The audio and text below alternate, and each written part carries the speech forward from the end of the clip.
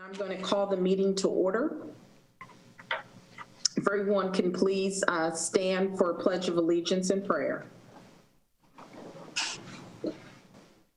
I pledge allegiance to the flag of the United States of America and to the republic for which it stands, one nation, under God, indivisible, with liberty and justice for all. Dear Heavenly Father, we want to thank you for every seat that has been filled here today, for every mind and heart that fills the presence of this room. We thank you. Only you truly know what we are setting out to accomplish today. We have an idea, a vision, hints, and daily instructions. We want to thank you for the opportunity and the grant and the wishes that you have bestowed upon us. We want to thank the administration, the leaders here today, our first responders in these uncertain times. However, only you can see the perfect detail and the end of every beginning, every project, and every season. We ask for your guidance in these names. In Jesus' name, amen. Amen. Thank you, Councilor Whitfield. We seem to have a quorum here. Looks like all councilors are present and accounted for. Next on the agenda, we have comments of council members and special recognitions or resolutions. Do we have any? Madam President? Yes, Councilor Cheva. Real briefly, just want to personally thank the code enforcement, particularly Renee. I've had a couple of issues that were called into me, whether it would be a business operating out of a residence, burn piles, just a number of issues, and they were right on it, and the neighbors that had called me were very complimentary of how quickly we responded. So I know it's not an easy job because you're out there and you're rolling up in someone's driveway telling them that they can't have this or they can't burn and whatever, but response has been great. So I just wanted to personally thank the code enforcement. Thank you. Any other councilors? Madam President. Yes, Councilor Wells. Thank you. It's come to my attention that the post-pet hospital at Pendleton Pike and Post Road has closed, and the kennel behind it has closed as well.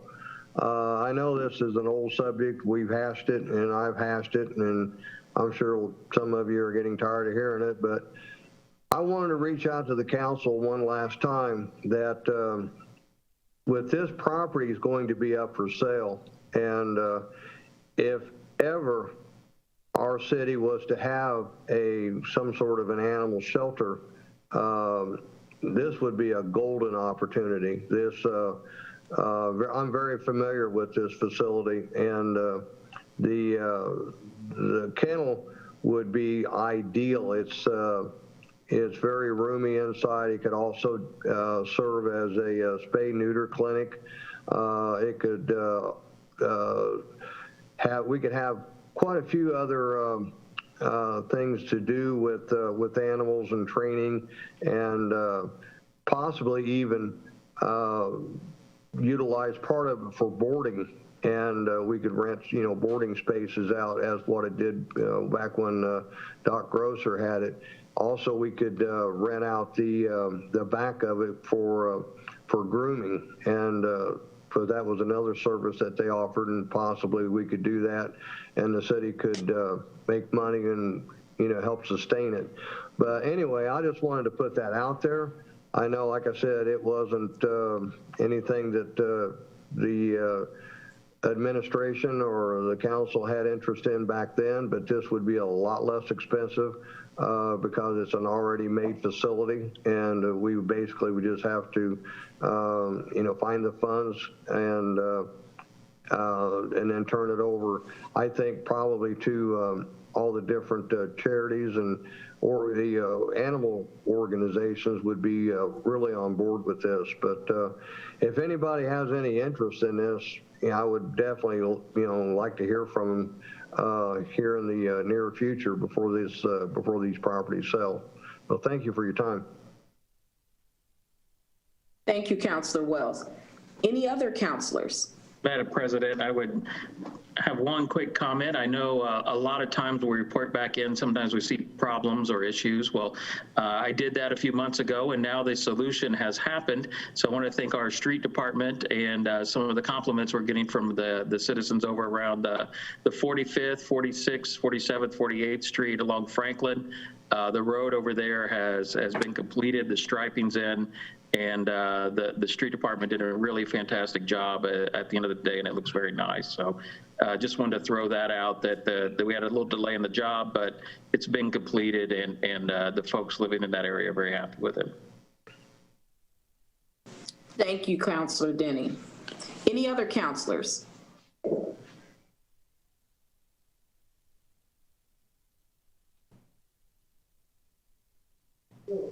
Okay, seeing none. Next on the agenda is we're going to have a presentation regarding Station 38 by Structure Point. President Chavez, I'm going to step in here and do a real brief introduction of my fire chief. But the Station 38 is our oldest fire station. It is also perhaps the most in need of remodeling in terms of being able to handle our growing, actually female group of EMS and firefighters. As you can see behind me, several firefighters have shown up today just for introduction.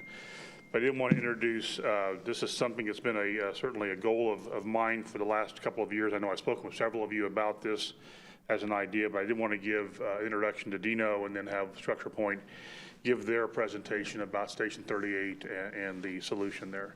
So Dino, if you'll come up. Good evening, everyone. This would be just a short, I want to give you like an overview of Station 38. Currently, the station was built about going into next year 35 years ago. It was never intended to be a 24-hour station. Back in '86, the department was mainly volunteer and just had a couple paid chauffeurs. And in the last 30 years, that station has been remodeled about five times. It's been a sort of a money pit for our electrical, our plumbing. We've had administrative offices in there 2 different times. We've had communications in there 2 different times. I don't think there's a straight wire that runs anywhere in that building. There's wires that's run underneath the floor, through the ceilings. We've had a huge mold issue there. I think that some of these pictures will paint a very good picture of what we're talking about. And the costs aren't going away. It's since this administration has been in there, we have put thousands of dollars in this building as far as plumbing and electrical. And what I would offer up to all the council people, if you want to walk through this station, I can make arrangements that you can do a walk through the station. I know most of you have been through the Bay areas, but the station itself is very antiquated. It needs to be replaced. A lot of it is safety issues. And I'll turn this over to Structure Point unless the council has any questions of me. But it's like I said, it's 35 years old, and it needs to be not remodeled, it needs to be tore down.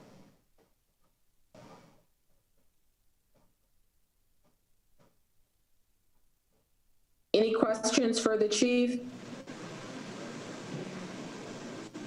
I do have a question. Can you hear me? Yes.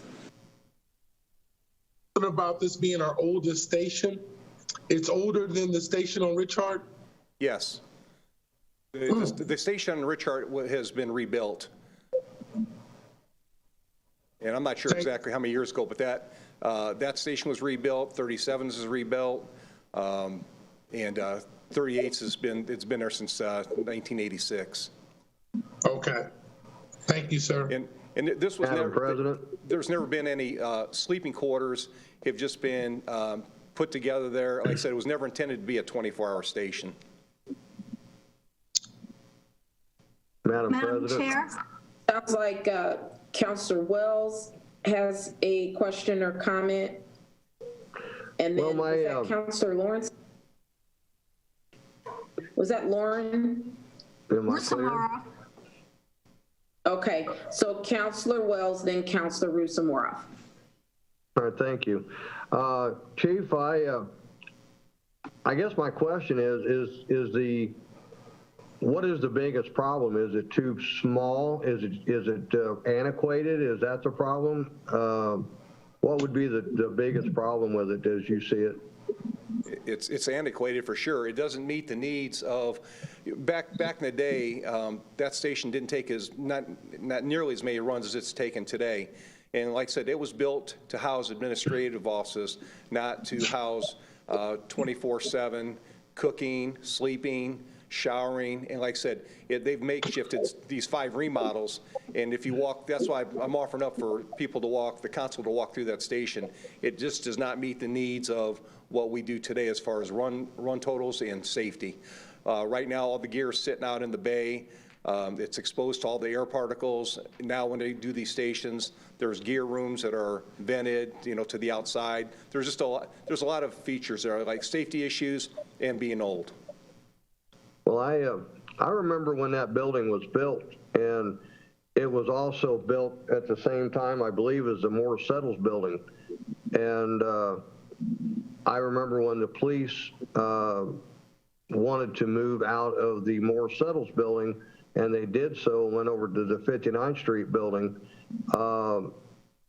It was basically the same things were said about the Morris Settles building as what's being said about Station 38, and you very well could be right. I mean, I'm not there every day like you are, but as a citizen and now as a council person, I seen what Steve Talley did with the Morris Settles building with a remodel. He made a very beautiful functioning building out of it, and I guess my question is, does it make more sense to remodel this building in light of just tearing it to the ground? Well, I'm a member, I'm also on the advisory board for the Lawrence Township. That building on the exterior, it's still experiencing a boatload of problems with the HVAC, flooding. That building, even though the appearance on the outside looks good, they've got to talk to Trustee Talley. There's still a ton of problems that are going on in that building. Hey, Dino? Yes. This is Tom. Sorry, Counselor Chevrolet. I think Counselor Ruth Zamorov had the floor after Counselor Wells, and then you can follow up right with her. Yes, ma'am. I had my question answered. Thank you. Okay. Counselor Chevrolet. Dino, this fire station has the most runs out of all the others. Is that correct? Yes. And you said something, or I think Mayor Collier said something, I'm not sure, but the demographic mix of the firefighters, EMTs, has become more, less one gender and more diverse. And so part of this remodel is to accommodate that new force of EMTs and firefighters that are female. Is that correct? That's correct. Okay, thank you. That's all I asked. And as far as, Councilor Wells, I know you brought up the remodel. After 5 remodels, I don't see a 6th one fixing any of the current problems that we have there at that station.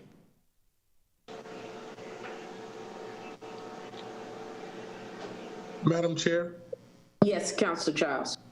I wanted to make sure I heard you clearly, Chief. The building, the purpose that you would like for the building to function as, the building that was built in '86, the existing building was not built for that purpose. So no matter what we do remodeling, the actual building doesn't fit the need that the city needs the building to do. Is that why another reason to tear it down? Yes, that's correct. It just doesn't meet the needs. A total remodel on the inside, and I think Structure Point will cover a couple of these things why. But if you look at some of the pictures that are up on the screen, a lot of them are self-explanatory. You could hardly open where the laundry room is. You can hardly open the dryer door without hitting the ice machine. And look to the left of that where it shows at the wiring room. Look, I mean, that's what these guys are dealing with. Plus, they have to deal with leaks all the time into that wire room, and that's where it's cost us a lot of money. Don't know where the leaks are coming from, but you know, they lose power every once in a while in that station. It's just not safety, not anywhere near safety oriented for these people to live in 24/7. Can I ask a question? Madam President, sorry. Yes, Councilor Russell, you have the floor. Chief, I just have a quick question for you, just to clarify my timeline. When in '86, when this building was built, that was when the Lawrence Fire Department was a volunteer fire department. Was that still, or were they full-time by then? No, it was mainly a volunteer department. They had a couple paid chauffeurs, but that station did not house people 24 hours a day. And so as these remodels went, and we went to being from a total volunteer department to a combination, and then I would say about 1993, we went totally paid professional. And now, like I said, the run loads have just keep multiplying. And it's just like, these pictures that you see on the screen were all taken within the last week. So these aren't old pictures, and you can see their living conditions, and there's more than just this.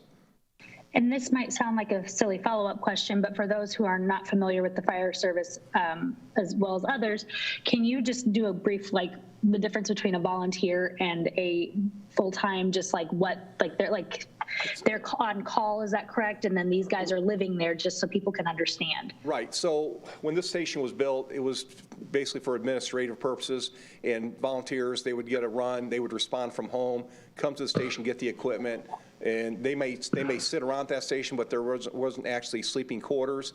Like I said, our administrative offices, when it was volunteer and paid, they were housed in that building. And so now, when it was combination, you had a combination of people responding from home and also on station.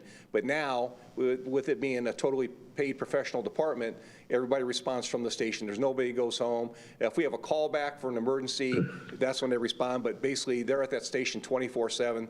That station never closes. And that's their home, away from home for 24 hours at a time. And these living conditions are, that's why I urge, if there's any question on your mind, to walk through that station. One walkthrough I will guarantee will solidify what we're trying to tell you. Thank you for clarifying. Madam President, I have a question. Yes, Councilor Whitfield. Thank you so much, Dino, for your presence. I do have a quick question regarding the statement saying that this station has the most runs. I know we're going to be hearing from Structure Point soon and the recommendation, but my question to you is, who would cover and how would these runs be handled if the station is tore down? Okay, how do you disperse those calls? Okay, so I've sat down with Chief Hardy, who's our operations chief, and we have got that split up where we've got that area covered from our outlying stations, plus we have mutual aid, as we always have with Indianapolis. So the citizens in that area won't be suffering from a delay, because we have Station 39 that's just, a couple miles away. And it's, like I said, it's not going to affect the safety of our residents. And I think they're talking about a 10 or 12 month period when the station's going to be down. Madam President. Councilor Whitfield, did you have any follow-up questions, or did your questions get answered? Thank you. I was going to say thank you. That did answer my question. Okay, great. Councilor Wells, you have the floor. Yes, I had just a quick question about Station 59. While the McCoy Street station is being torn down, would it not be an idea to utilize Station 59 as a alternate station while all the equipment and manpower could be stationed over there, because it's currently still not being used as a fire station? Is that not right? We are splitting the equipment up between it's actually Station 40 at 59th and Lee Road. I think that's what you're referring to, correct? Right, the one on Lee, that is 59, I think, right? No, it's Station 40. The one at Lee Road and Okay, yeah. Okay, so between that station, Station 39 and 37, we've got the equipment split up, so we're going to be utilizing all the 3 other stations to make sure that area gets taken care of, along with Indianapolis. Would it not, I guess a follow-up question with that, instead of, I know one of the concerns and that I had previously was that the station at Lee Road and 59th Street not being utilized, what would be the possibilities of utilizing it as a station as it was once before? Would that still be feasible in coverage, and just utilize the McCoy Street station as a storage like they're utilizing the one on Lee Road? Well, because we have, you're talking about Station 40 right now, that's still on our radar, but we just had in our ISO ratings, our response times inside the fort are way, way under the national response times. And while 38 is being rebuilt, we are going to be utilizing Station 40 to make runs out of there. But with the ISO, and that's, I don't know if you're familiar with that, that's a rating service that, that's what they base your residential and your commercial premiums on. And our runs into the fort area are, that's a whole nother subject, but we're completely way underneath national guidelines of response times inside that fort. But to answer your question, we're going to be utilizing that station also to make runs. Will you be having firemen living there or no? Yes, there's people living there now because we have an ambulance house there.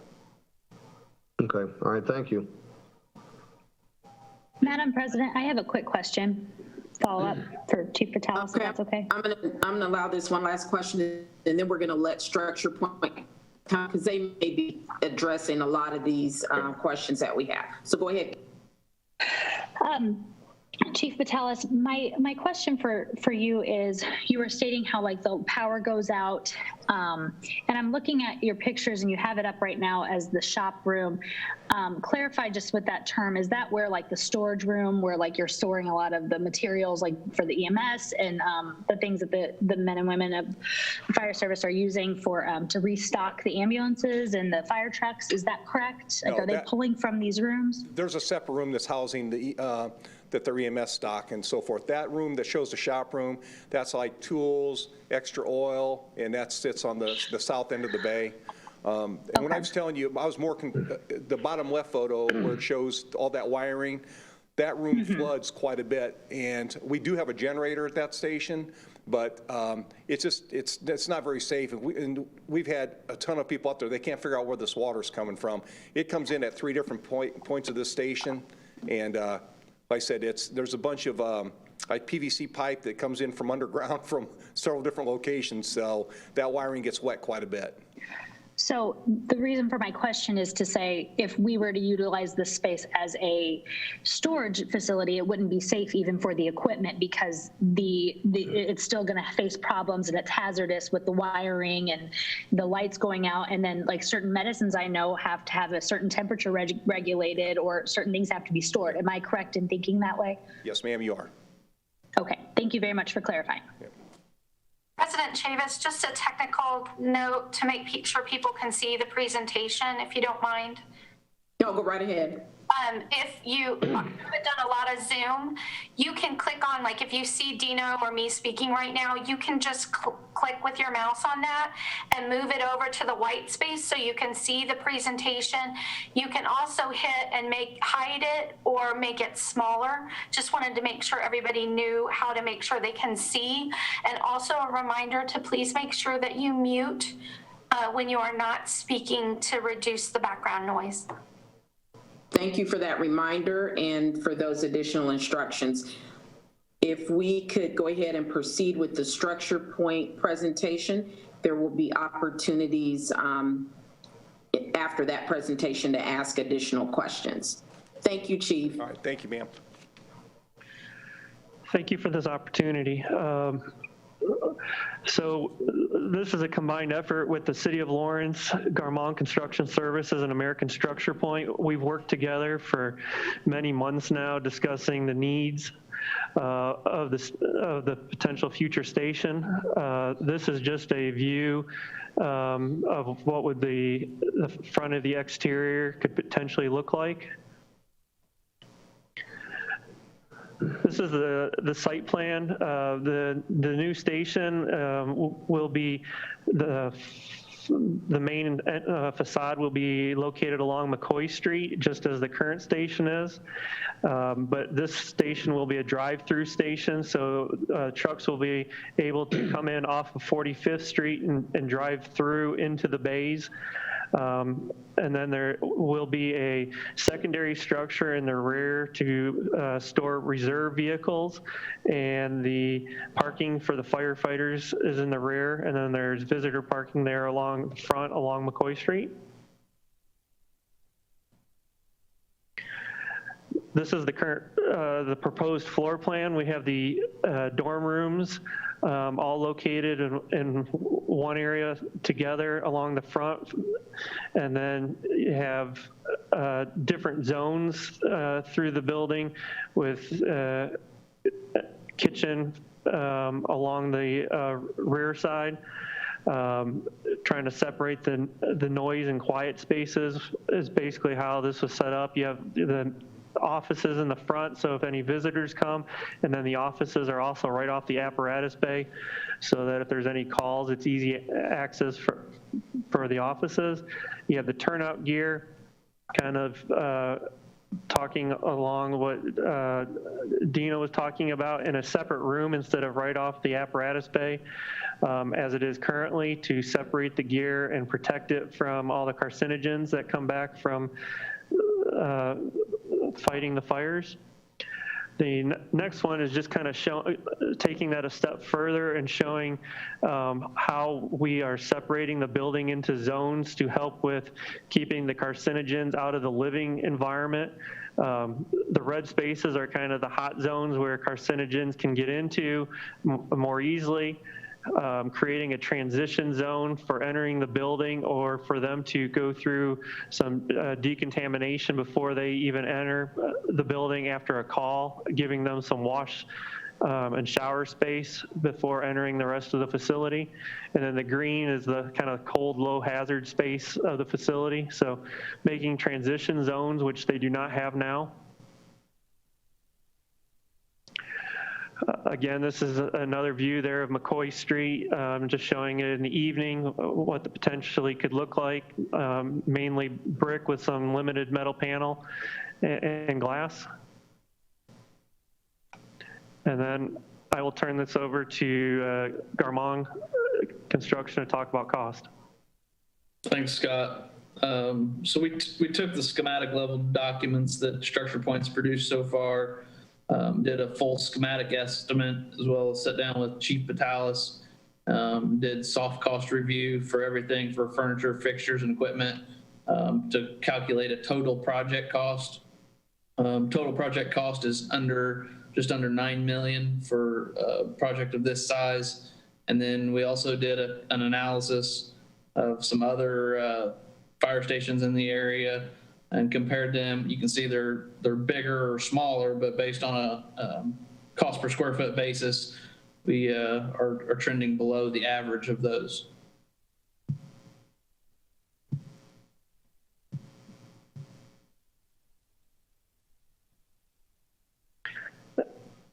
And that is it for our current presentation of the slideshow. Madam President? I'm going to open the floor. Yes, Councilor Chevrolet. I'm just curious. Thank you for the square footage cost, because that's a really relative point compared. So what do you attribute us being $3, $4 and more less than comparative structures?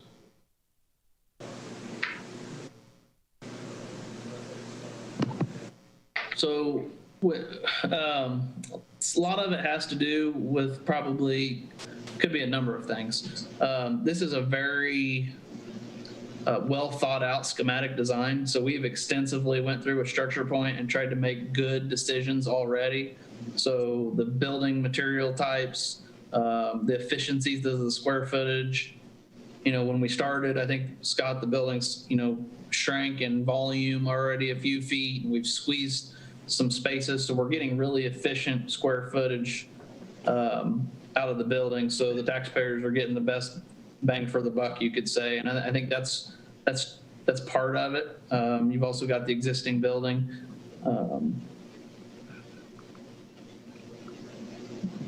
I have a question. When is this project going to break ground?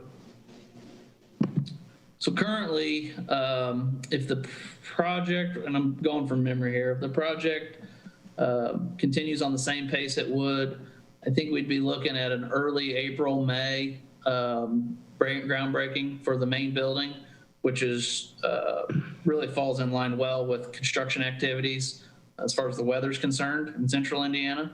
And it looks to be a 10 to 12 month build, depending on how some of the phasing works out. Are you taking in any account of any cost increase during COVID or due to COVID? Yeah, so this estimate was put together within the last 6 or 8 weeks, and we have absolutely taken COVID into consideration. Now, I will say that we've seen some of the effects of that. I think lumber prices are up 120% from what they were pre-COVID. Yes, it is. And we're doing our best to anticipate what's coming.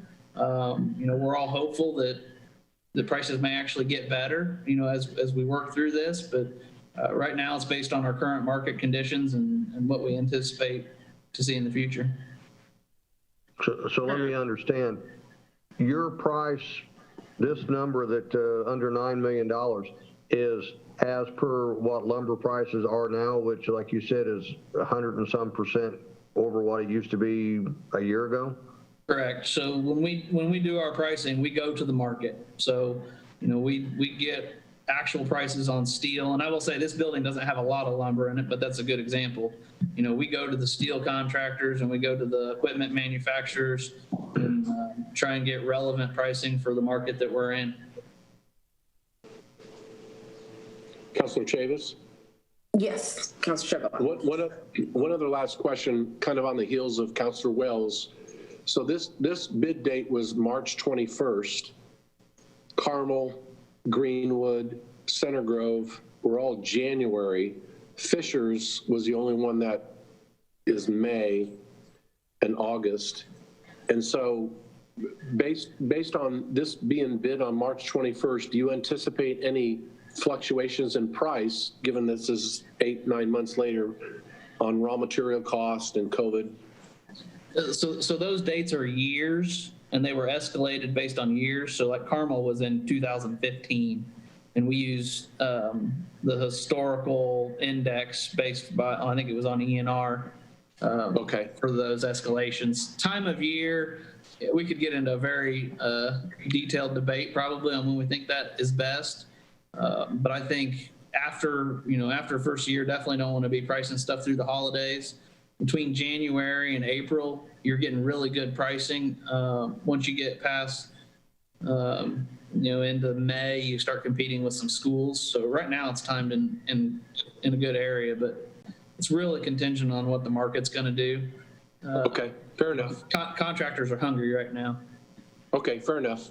Yeah, especially commercial. Madam President, may I ask a question? Yes, Councilor Whitfield.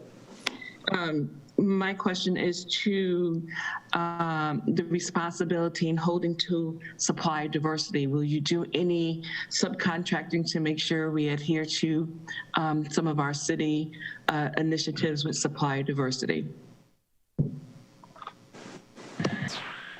Absolutely. I think the entire project team is focused on that, and we work with the city representatives, to get the most we can within the confines of the procurement laws of the state of Indiana.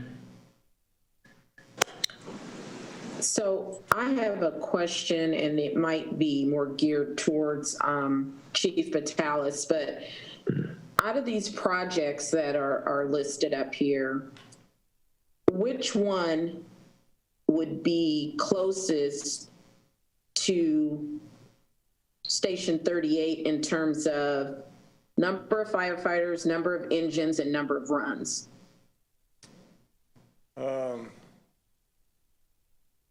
Looking at those, I will tell you that the number of runs, we probably make more runs than any of those other departments that are shown there. And we also, I mean, we've been looking at this for like the last 26 months, so it's not like we just put this together the last couple months, but we looked at also trying to look down the road for future in case we had to put a fire engine later on with the ladder. But as far as the run totals, to answer your question, I think we, looking at all those, we do make more runs than any of those fire departments that are shown there. And the equipment that's in those, I'm not sure about some of those stations where they have a ladder or not, but most of them have engines in there. And I know 91's has a ladder, and I believe 93's has a ladder in theirs also. So I think the point that I'm getting at, Chief, and maybe me rephrasing this will help, like, if you were to say, because when I look at the size of these facilities, right, it ranges anywhere from 12,000 up to 27,000 square feet. Right. So which one would be closest? Like if you had to, say we weren't going to build a 38 and you got to pick any one of these to actually move your station into, withstanding size, which one would be most suitable? I'm guessing probably the Carmel station with the square footage, because right now that station houses the battalion chief, an EMS crew, a ladder crew, and they also run our tactical truck out of that station. So I would say probably the Carmel station was probably be the closest, where like if we weren't building 38s, you said, hey, you had to move in one of these stations, that would probably be one of the ones I would pick. Okay, thank you. Madam President, yes, Councilor. I do, I know with Carmel Station 44, my husband. Cutting out, Councilor. Okay, hold on just a second. Can you hear me now? Hello? Yes. Yes. Okay. I know that station, my husband, and I don't know if people knew, my husband is a Carmel fireman. That station, he is there. I've been there myself, and that one, I believe, isn't it, Chief Batalis? The living facilities, isn't it built on top? So that's why the square footage looks smaller in comparison size. That's that station, right, where like the living facilities is on top of the bay, so it's smaller in that retrospect, but it's still big enough to house all of that equipment. Yeah, I'm not 100% positive if they're above that, above the bays are. You guys know if that's, are they living above that? They are. Okay, yeah, that is correct. Yeah. They're living above those bays in that station. So, and I know that they house, they have like a few boats or some of their equipment that is in there. So they have a lot of extra storage space in that, the garage area, but that's why that is such a significant difference, is because it is built on top of where the garage bay area is. So just wanted to make. So structure point, I'm just curious, since Councilor Russell, they can thank you for bringing that out. So because that is such a huge, it's 4,000 square feet. Why was the decision made in that facility to build above? And why wouldn't we do the same thing if, and maybe it is or maybe it isn't, I'm talking rhetorically, cost savings. So when we were looking at this, we originally had like the battalion's quarters on the opposite end of the station. And because we were trying to get the most station possible, we have moved that back over to where the battalion and the shift is all on the same side, and that saved money in your HVAC runs, your electrical runs, and it did save quite a bit by doing that. And like I said, working on this for 26 months, that's just other areas that we cut back. We didn't really cut back, we just shifted the resources in the station. And most stations ought not to build the living quarters above the bays just because of any exhaust leaks or whatever. It would go straight up into those living quarters in the station. So keeping safety in mind, that's one of the reasons that This is one level, and the sleeping quarters is totally opposite away from those bays instead of above. Okay. Madam Chair, can I have a question? Yes, Councilor Giles. Okay, Chief, I'm going to play a little bit of devil's advocate here, so bear with me. All right. You mentioned a couple things that just jumped out at me. The first thing is, when we demolish the building, you have a plan that would keep the same level of service in the city. The second piece of information you said was, actually not you, it was the guy from Garmont that Rick brought up, is the price of building materials. And I know that that price is high across the board. And someone can correct me, but I believe it's fair to say we're 20% higher today. And then we were trending higher, period. Then COVID comes and we're even higher, if that's correct. With that being a fact, to play devil's advocate, and I know you've been working on this project for 26 months, why wouldn't it possibly, for argument, be fiscally the right thing to do to wait until we get to the other side of COVID and make sure that we get that sustained before we start building and bonding out $10 million, $9 million buildings that we could possibly get for $300,000, $400,000, $500,000 less if we wait 18 months?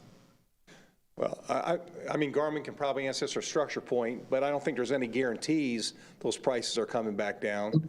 And, you know, for this station is long overdue. So my playing devil's advocate like you are, it's a big safety concern of mine. The longer those guys are in that station, it's not very healthy for them to be in that station.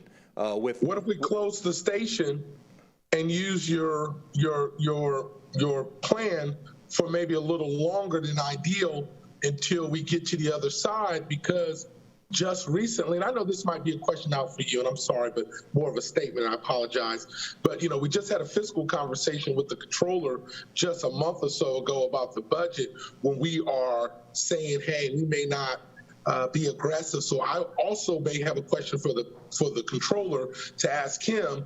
Is there some bond similar to what we did at the police station, where we're just kind of transferring and there's no increase to the taxpayers? Or is there something like that I need to understand to why maybe we should move forward instead of waiting?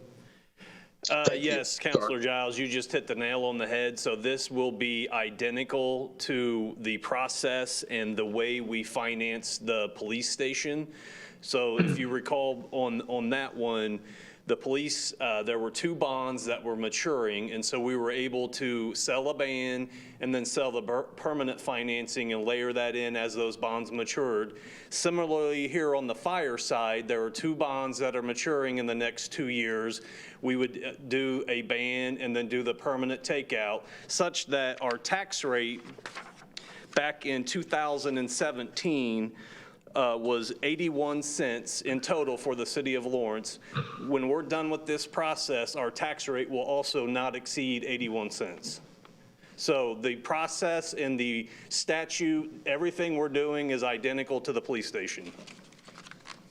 Controller Fenwick, man, you're my guy. All right. Councilor Tanis, can I ask a follow-up question on that? Yeah, go right ahead. Thank you. That was really, thank you, Jason. I wanted to make sure, especially for our new council members, when you say it's just like the police station, they weren't here, so they don't know what that means. So let me try to give them a big picture, and feel free to jump in. So it used to be in Indiana and many other states. This has changed and been modernized, but under Indiana law, this is called a public work. In other words, any government building, including a police and fire station, is considered a public work. When a public works building cost is in excess of $150,000, there are certain processes by state law that you have to go through. It used to be that you could only bid the whole project out. You had a competitive bidding process, and different construction managers came forth with essentially their total project bids. The city then had to figure out a way to finance that up front. They were required to pick the least cost most qualified bidder that met the bid requirements. That had its benefits because it insulated the city from price increases as the projects went forward. And we didn't use that in the police station, and we did see some price increases, but it also didn't have some benefits that some of the newer types of public works statutory possibilities include, which are design build and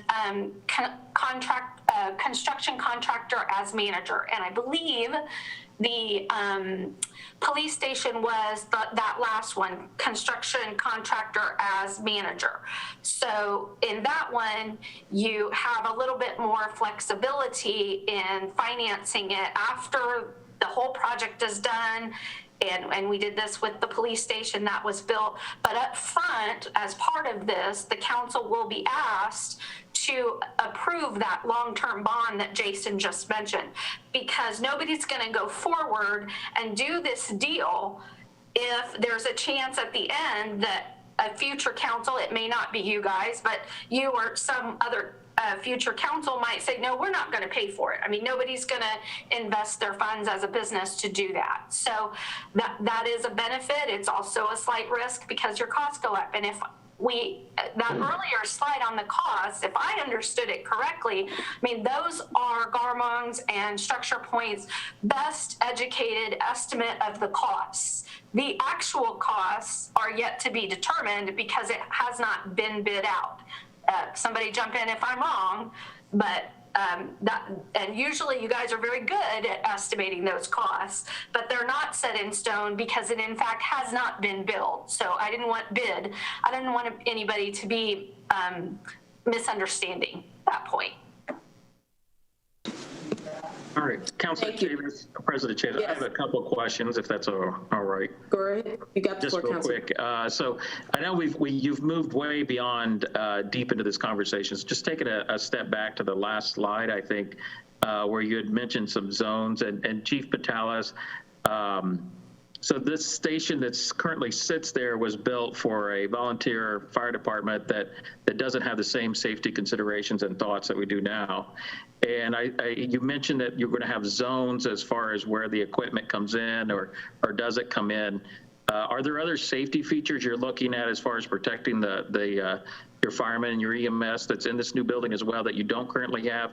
And do those zones apply to the HVAC as far as the equipment and the aerosol around them coming into the building as well? Yeah, so you can see that like pinkish area, when they come off of there's those yellow areas that'll go in, that's a transition area where they're able to shower and have clean clothes and lockers there and not take any of that contaminated gear or clothing into their living quarters.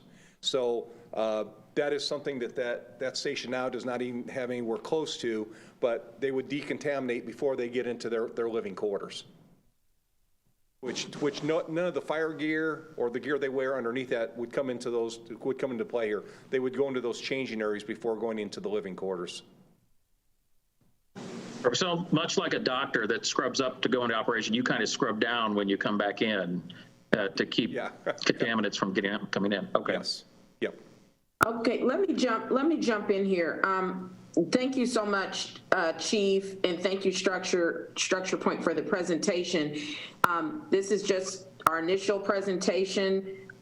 Counselors, you will have opportunities to ask lots more questions, as I'm sure you will have. When this does come before us in a more formal manner, it will be assigned to probably one or two committees. So we will have an opportunity to ask questions and to do a deep dive in this. So thank you so much for your time and the information. Madam President, can I just add one thing real quick here? Go right ahead. Councilor Giles, I just wanted to address one thing. I probably need to be corrected on one area.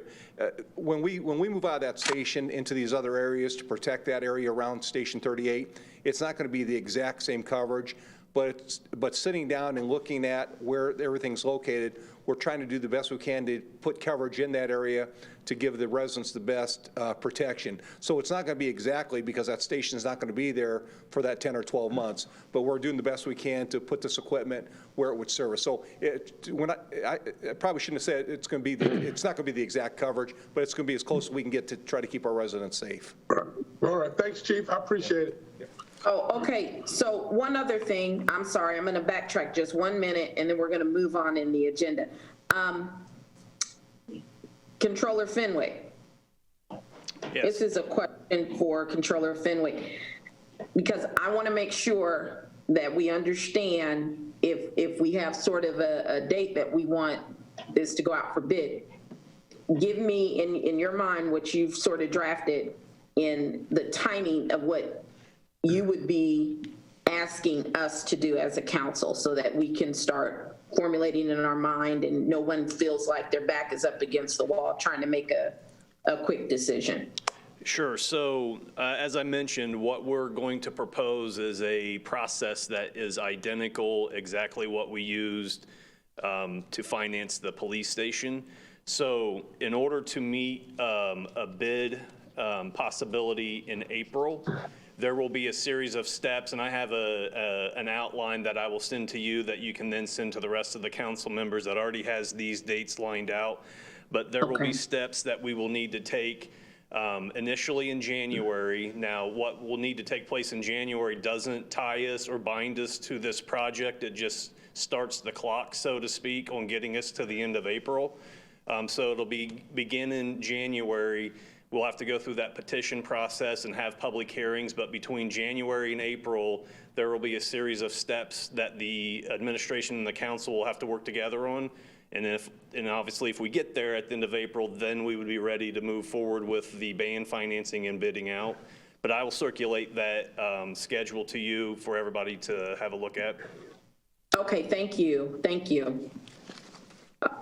Okay, thank you so much. Next on the agenda, approval of minutes of regular meetings of November 2nd and November 18th, 2020. Is there a motion? I'll motion to approve. Motion, Councilor Rusamorov. I'll second it. Second, Councilor Wells. Any discussion? Roll call vote. Councilor Rusamorov. Councilor Wells. Yes. Councilor Freeman. Yes. Councilor Giles. Yes. Councilor Whitfield. Yes. Councilor Russell. Yes. Councilor Denning. Yes. Councilor Chevlot. Yes. Councilor Chavis. Yes. Motion carries unanimous. Next on the agenda is signing of vouchers, approval of claims, and authorization of payment. Is there a motion? I'll make a motion to approve. Motion, Councilor Chevlot. Second. Second, Councilor Freeman. Any discussion? Seeing none, roll call vote. Councilor Chevlot. Yay. Councilor Freeman. Yes. Councilor Wells. Yes. Councilor Rusamorov. Yes. Councilor Whitfield. Yes. Councilor Giles. Yes. Councilor Denning. Yes. Councilor Russell. Yes. Councilor Chavis. Yes. Motion carries unanimous. Next on the agenda is reports of committees. Finance.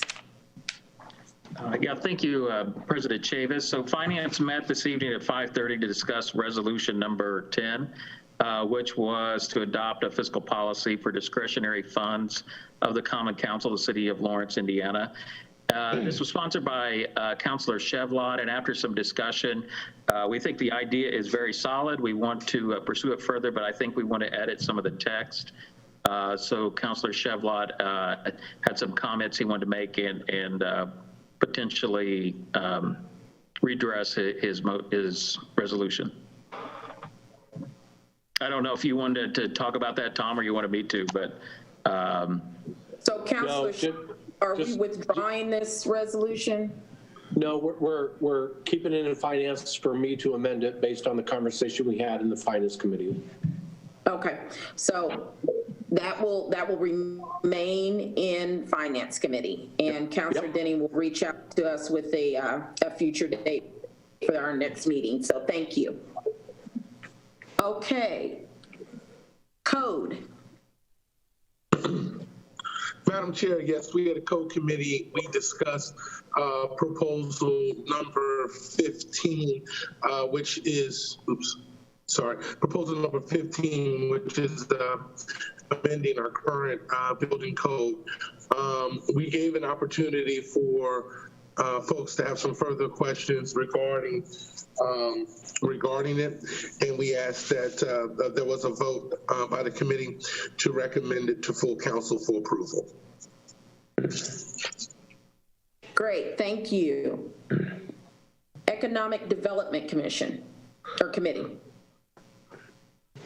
Thank you, President Chavis. The Economic Development Committee met and voted to recommend to full council the resolution for approval for resolution number 11, 2020, approving the sales of property owned by the Lawrence Redevelopment Commission.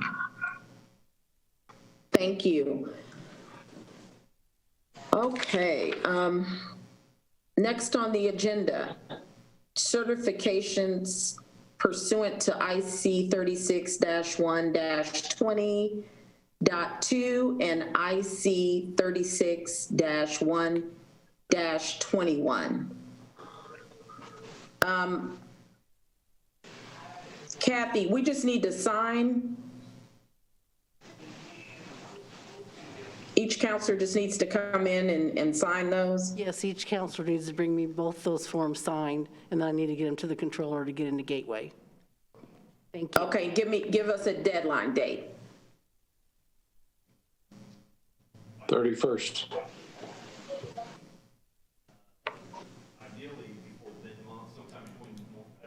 Oh.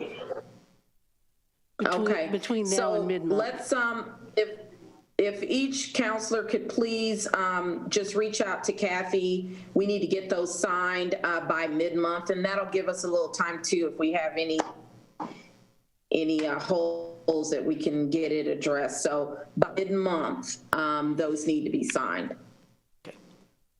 Okay, thank you. Next on the agenda is unfinished business. Resolution number 10, 2020. If you can read it by title. Resolution 10, 2020, introduced by Councilor Shevlot, a resolution to adopt fiscal policy for discretionary funds of the Common Council of the City of Lawrence, Indiana. Okay, that remains in the Finance Committee. Resolution number 11, 2020.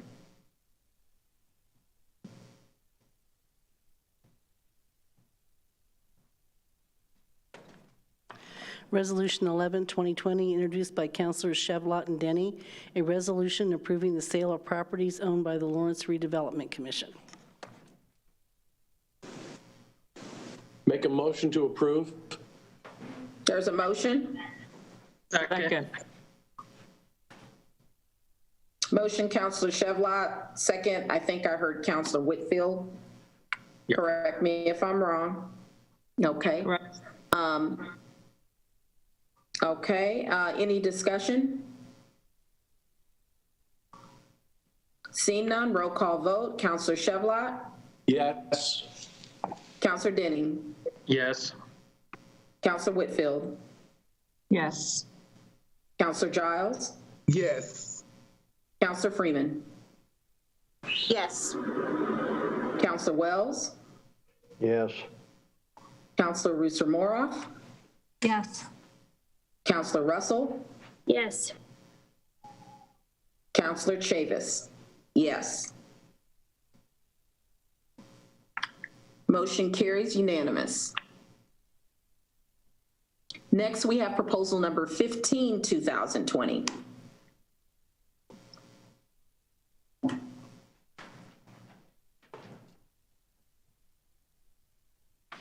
Proposal number 15, 2020, introduced by Councilor Giles and Chevlot, a proposal for an ordinance amending Title II and Title V of the City of Lawrence Municipal Code, updating the building code, and licensing of contractors and use of public right-of-way. So I just want to take this time to really, and many counselors have done this already, and I wanted to personally thank Sharif for all of the hard work that he put into this. I can't tell you the amount of time that I spent with highlighter and pen going through everything that he sent, and he simplified it. He gave us really good information, and he made himself available for questions and answers. So on behalf of the council, thank you so much for all of the effort and the time and the energy that you've put into this. Is there a motion? I'll make a motion to approve, and well said, Councilor Chavis. Thank you. Thank you. Thank you. Motion, Councilor Chevlot. Second. Is that the motion I to believe accept? Councilor Denny. So motion Chevlot, second Denny. Is that Any to accept the discussion? amended version? It was a tie, so if she wants it, that's fine, either way. Second it, you're good. Okay, I already called it, so any discussion? Madam President. Is that to accept the amended version? Seeing none, roll call vote. Councilor Chevlot? Excuse me, Madam Wait, President. oh, hold up, Councilor, hold up. Councilor Hello? Wells, you have the floor first. Yeah, I had a and real then quick I'll question address I wanted to the ask question, Kathy. Sheree. I wasn't able to ask him at the code meeting, but real quickly, on the roofing contractors, I've had several complaints by the roofing contractors that they sub out to these crews that don't technically work for them directly. They're like subcontractors, but yet our code says that they have to be, the roofing contractor bidding the work has to pay the work comp on these employees. Has that been changed or no? Yeah, that's not needed anymore. That thing is completely getting eliminated. We don't need any more workers' comp. They don't need to go to the state for anything. They just come to us with a registration and a certificate of insurance. If they are not registered under Indianapolis, then they'll get a permit. So they don't need any of those additional paperwork anymore. All right, great. That'll make them happy. Thank you. Mm-hmm. Hey, Kathy, go ahead and read that by title for the record, please.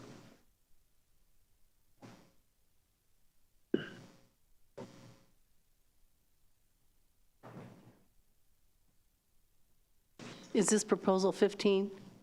Yes. Proposal 15, 2020, introduced by Giles and Chevlot, a proposal for an ordinance amending Title II and Title V of the City of Lawrence Municipal Code, updating the building code and licensing of contractors and use of public right-of-way. And then we'll need two motions, one to accept the amended version and one to adopt. It was amended to put an effective date of January 1, 2021. So we first need the motion to amend before we vote on the substance. Motion to amend. I'd like to make a motion to amend. Oh. Motion, Councilor Giles. Can I get a second? I'll second it.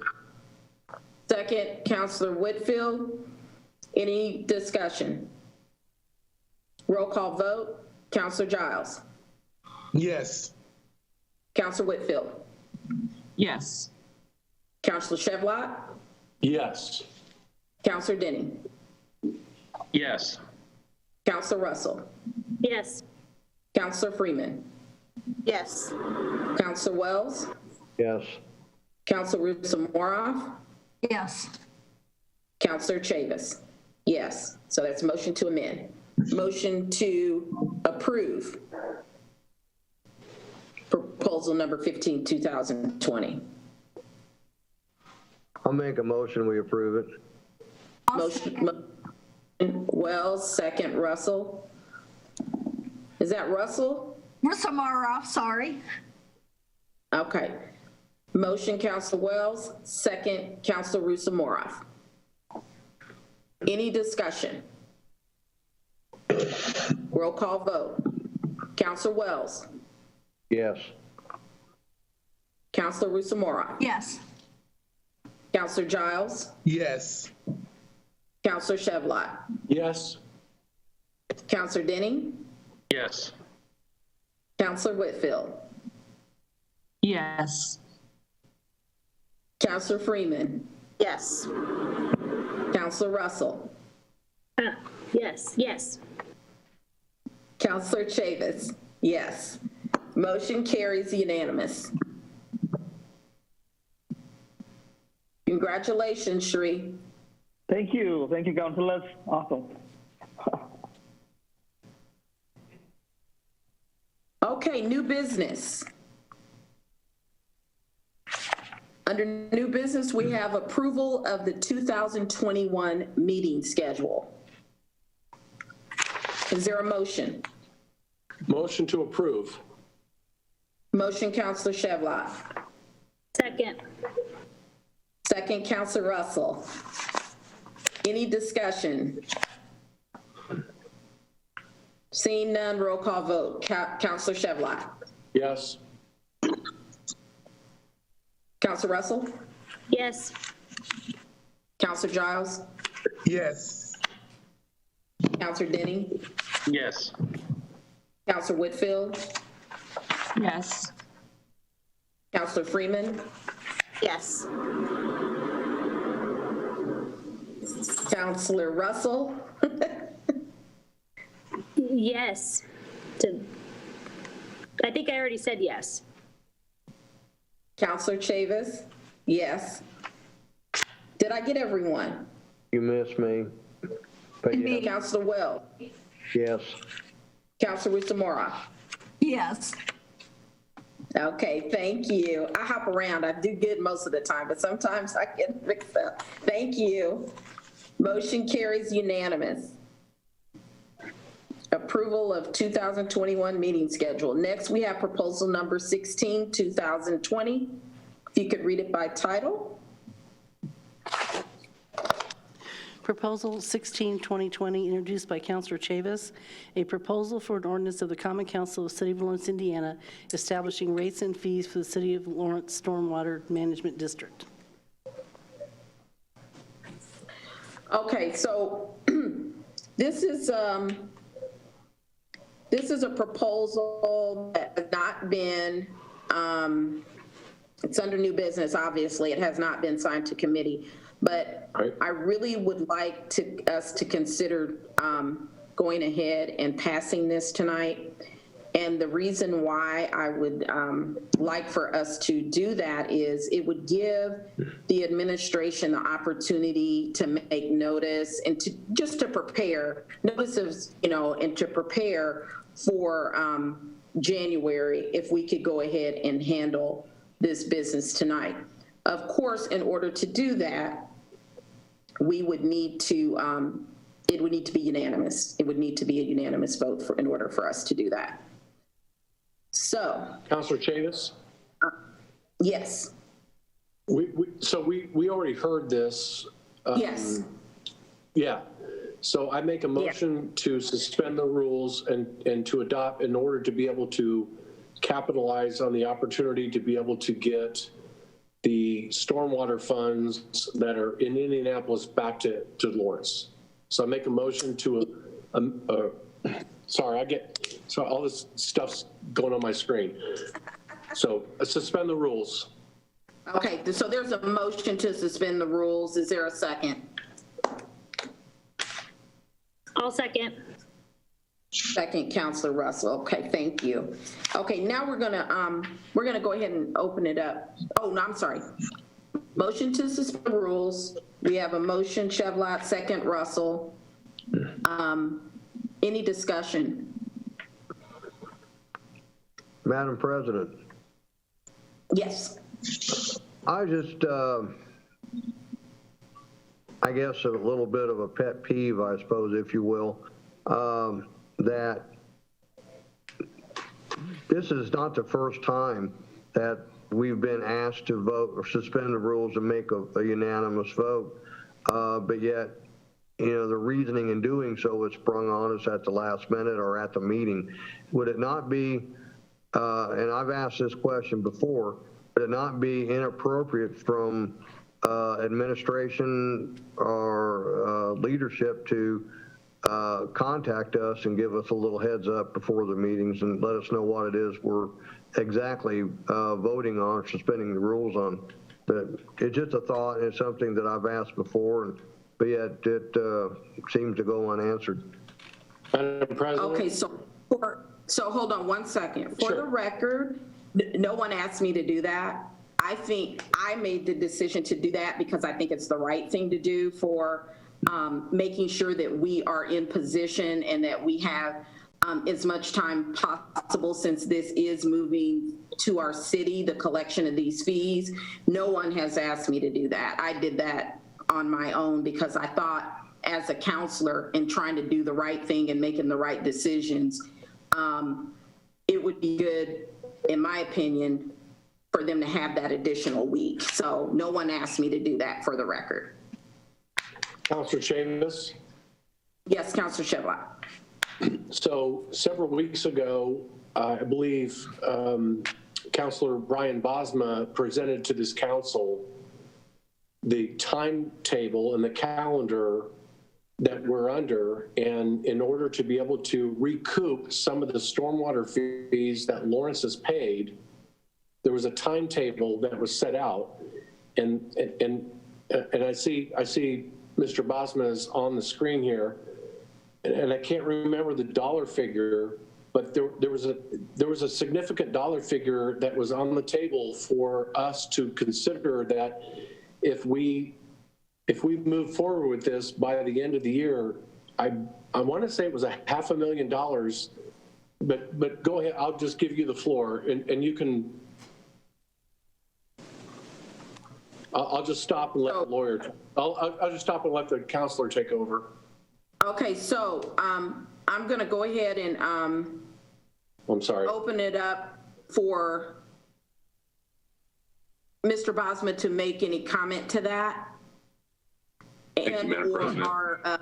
Our counsel as well. So go right ahead. Sure. Thank you, Madam President. I want to extend a brief apology. First of all, I've known several of you on the council, and I've known you for some time. When I appeared before the council in early October, the person who I've known longest on the council, Councilor Chevlot, I called by the wrong first name 4 times.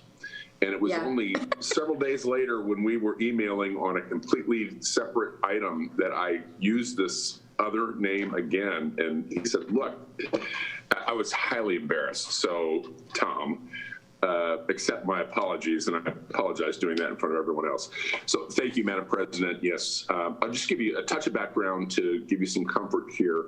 After your adoption of proposal number 12 on October 16th, the Lawrence, City of Lawrence Stormwater Management District Board was appointed by the mayor. It consisted of President Robert Moreland, Vice President David Parnell, and Secretary Janet Balasik. They, pursuant to public notice that was published in accordance with law, they conducted a public hearing on November 16th on the fees that are before you, and adopted a resolution requesting that the identical to what's before you tonight, requesting that the Common Council adopt an ordinance adopting these fees as are required by the adoption by the council is required by state statute. So in answer to Councilor Rick Chevlot's question, that was Joe, Councilor, sorry. We actually have a little bit better news than what I presented to the council in October. We've been undergoing negotiations with the city of Indianapolis, the Marion County Stormwater District, regarding the transfer of this year's stormwater fees, which the city of Lawrence will receive if we successfully withdraw prior to the end of the year. And it was somewhat of a mystery as to the amount of indebtedness that was outstanding. In fact, it looked like it was much higher with a worksheet that we had received from the Stormwater District. In fact, if the figures that we're working with today are correct, the ongoing portion of indebtedness that will be allocated to the city of Lawrence through 2042 is about $350,000 per year. We thought it might be as much as $750,000 based on the illustrations we had received that apparently included a future bond issue to happen in 2021, a significant one, right? So the approximate fees that will be collected in the city of Lawrence this year are approximately $1.8 million. We don't know the exact figure, but it's roughly $1.8 million. The city will be agreeing at the mayor's direction to repay the stormwater fees that have been assessed against city properties since 2002, but the city has not paid, which is in the vicinity of $500,000 roughly. So that brings the 1.8 million down to 1.3 million, and then there's about $350,000 this year of bond payments allocated to a year portion. So you just get just slightly under $1 million for this year. Next year, it should be approximately $1.5 million, and will be that amount for the foreseeable future or more as your stormwater fees go up 5% per year, mirroring what's going on with the Marion County District. So those are the dollars, and I'll be happy to answer any other questions that any of the councilors may have. I have one question real quick, President Chavis. Councilor Denny? Fine.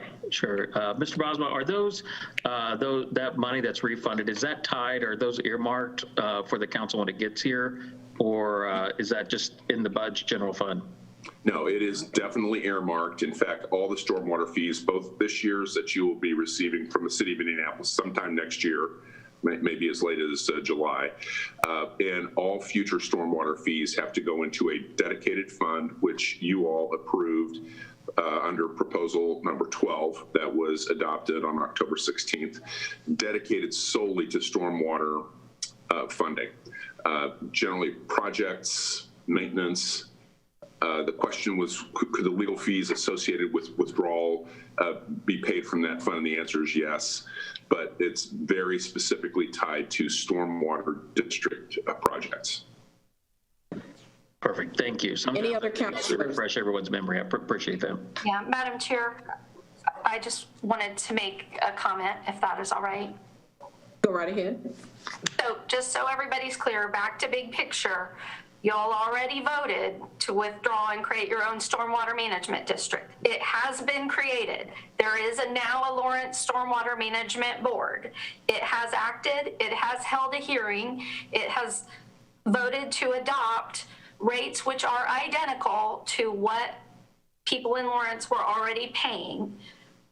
That's all this does, is create that function of that board and what fees they can now assess that are identical to the fees they would have paid if we would have stayed with Marion County. To President Chavis's point, I understand, and it's well taken, and I believe that suspending the rules should be few and far between.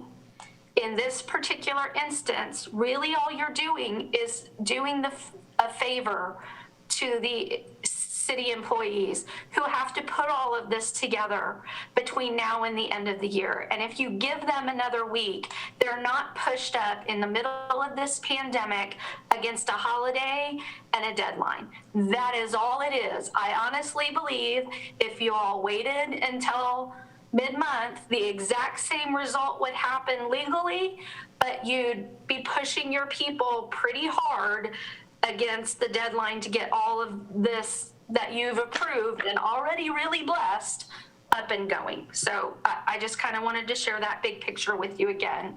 But the point that, you know, we ought to follow the rules is well taken. Thank you. And that was my point of suspending the rules in order to be able to capitalize on this opportunity. Thank you. So there's been a motion made to suspend the rules by Chevlot and second by Russell. We've had discussion. Is there any more discussion? Seeing none, We're going to do a roll call vote. So Counselor Chevlot, Yes. Counselor Russell, Yes. Counselor Giles, Yes. Counselor Rusa-Moroff, Yes. Counselor Wells, Yes. Counselor Whitfield, Yes. Counselor Freeman, Yes. Counselor Denny, Yes. Counselor Chavis. Yes. Thank you so much for that. I think it's going to make a huge difference. So thank you, everyone, for passing that motion to suspend the rules. Now, we need another motion. Motion to approve. Make a motion to approve. Motion, Counselor Chevlot. Second. Second, Counselor Rusa-Moroff. Any discussion? Seeing none, roll call vote. Counselor Chevlot. Yes. Rusa-Moroff. Yes. Counselor Giles. Yes. Counselor Russell. Yes. Counselor Wells. Yes. Counselor Whitfield. Yes. Counselor Freeman. Yes. Counselor Denny.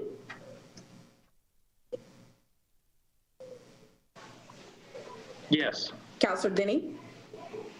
Counselor Chavis. Yes. Motion carries Thank you, Madam unanimous. President. Thank You're you. welcome. Thank you, everyone. Next on the agenda, we have a proposal number 17, 2020. Proposal number 17, 2020, introduced by Councilors Freeman and Russell, a proposal for an ordinance amending Title III, Article 1, Chapter 2, Title 3, Chapter 1, Article 1, Chapter 3 of the City of Lawrence Municipal Code with respect to police and fire residency requirements.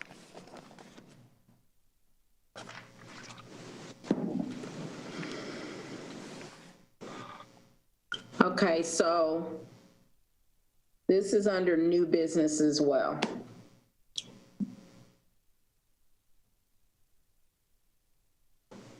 Are we suspending the rules, Madam President, for this? Here's my thought on this one, okay? And it is within our right to suspend the rules, as long as we have a unanimous vote. All we're doing is rubber stamping this. This is by state statute, so we can't vote it down. I mean, essentially, this proposal gives our police and fire the ability to recruit outside of the 5 donut counties. That was approved by state statute, and we just have to approve it, and we have to follow it. So I could assign it to committee, but I don't think in this case it really makes sense to do that. If there's any other counselors who do not agree, please, let's talk about it. So I have a motion to suspend by Counselor Chevlot. Is there a second? I'll second. Second, Counselor Giles. So there's a motion and a second to suspend. Now let's go ahead and have any discussion that we need to have.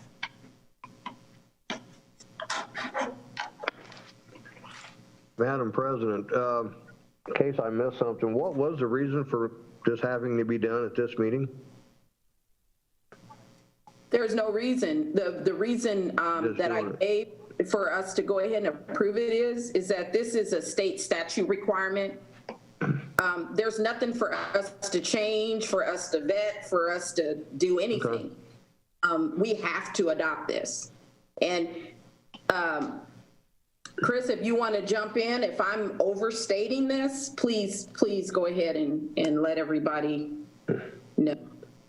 No, Madam President, you're not. And Councilor Wells, I mean, honestly, I can't tell you why we didn't adopt this before.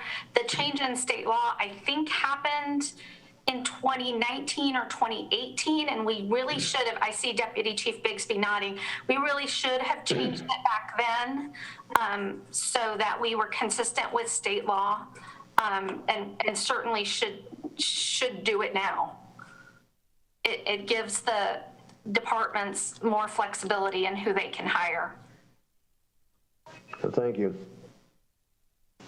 Okay, so we have a motion and a second to suspend. It requires unanimous vote. So let's go ahead and see where we are. Roll call vote. Counselor Chevlot. Yes. Counselor Giles. Yes. Counselor Russo-Moroff. Yes.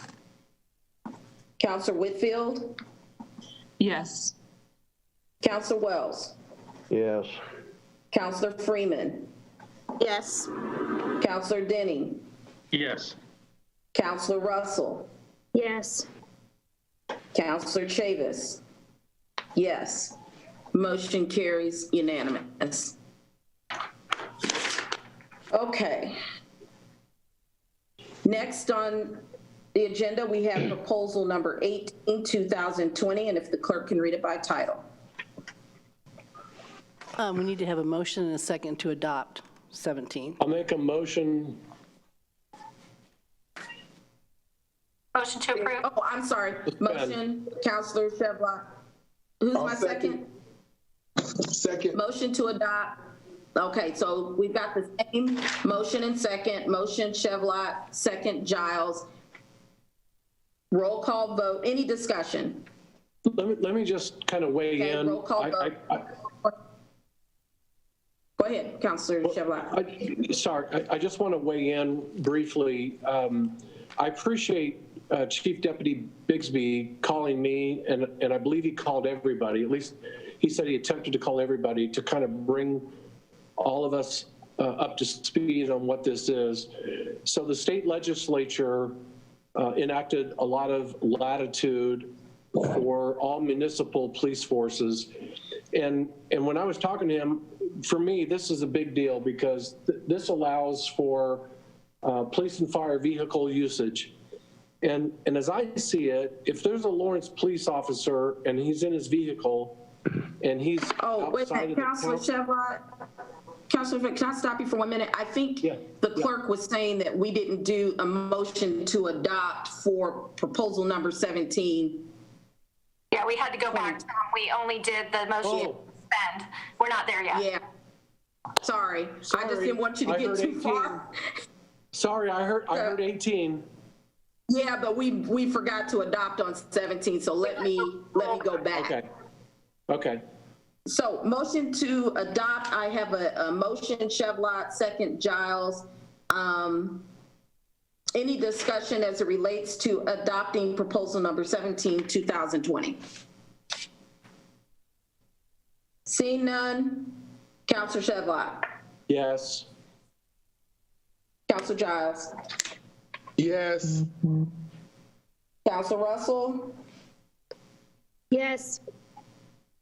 Counselor Whitfield. Yes. Counselor Welsh. Yes. Counselor Freeman. Yes. Counselor Denny. Yes. Counselor Chavis. Yes. Okay, motion. Counselor Russo-Moroff. Yes. Okay, motion carries unanimous. Thank you. All right, moving on. Whew, this is a long one for us. Proposal number 18, 2020. Proposal number 18, 2020, introduced by Councilors Freeman and Russell, a proposal for an ordinance amending Title I, Article 2, Chapter 8 of the City of Lawrence Municipal Code with respect to police and fire personnel vehicle usage. Okay, and that is going to be assigned to public safety. And Councilor Chevlot, you want to finish your comments on that one? Well, I thought we were going to suspend the rules, but that's fine. But yes, so after talking with Chief Deputy Bigsby and having this discussion over the last 8 years, the ability for our officers to have their vehicles with them outside of the 50-mile radius, I think, is the public safety issues, so that there's a marked police vehicle on the road outside of the 465 radius, whether it's in Johnson or Hendricks or Hancock County, whatever, expanding that in conjunction with what I believe is now is a state statute that the legislature passed. I think it's a great thing for public safety all around. So that's why when he called me and he explained it, I said, I'm 100% in favor of this. Okay, thank you for your comments on that. And that will be assigned to public safety.